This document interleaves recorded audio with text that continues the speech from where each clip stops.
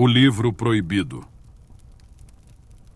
O livro proibido repousava empoeirado e esquecido nas profundezas da biblioteca da antiga escola de Santa Fé do Sul. Poucos sabiam de sua existência e aqueles que sabiam preferiam não falar sobre ele. Estava trancado em uma sala escura, onde a luz raramente penetrava, como se o próprio lugar soubesse que algo maligno habitava ali. A escola, construída no início do século passado, tinha um ar de decadência. Suas paredes eram cobertas de musgo. As janelas quebradas deixavam o vento sussurrar pelas frestas, e os corredores vazios ecoavam sons distantes que não pertenciam a este mundo. O lugar havia sido fechado há décadas, mas ocasionalmente, curiosos e aventureiros tentavam explorar seus mistérios. Alguns saíam ilesos, outros marcados por visões que nunca conseguiam explicar.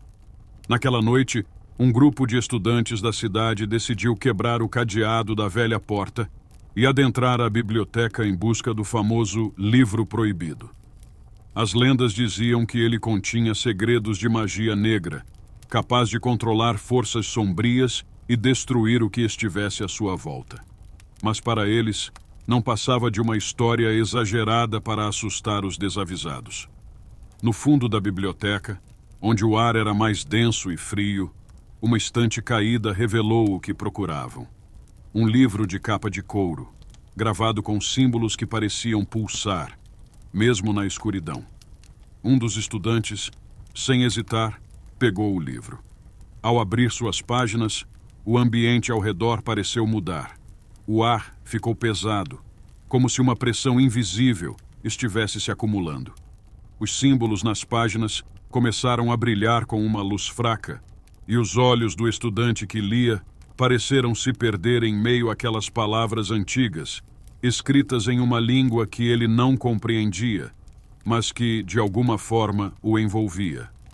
No momento em que a última linha da página foi lida, um vento gelado soprou dentro da biblioteca, apesar de todas as janelas estarem fechadas.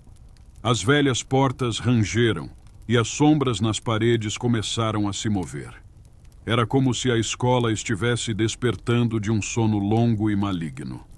Algo havia sido libertado. Naquela mesma noite, os primeiros sinais da destruição começaram.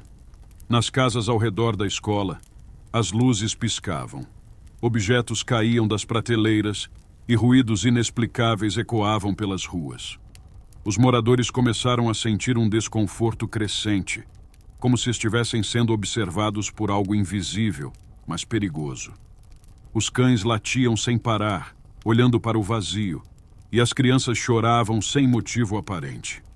Era como se uma presença, antes adormecida, agora andasse livre pela cidade.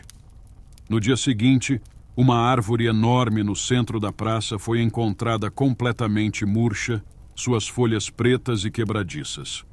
Estranhamente, não havia sinais de fogo ou pragas, apenas uma sensação de morte iminente.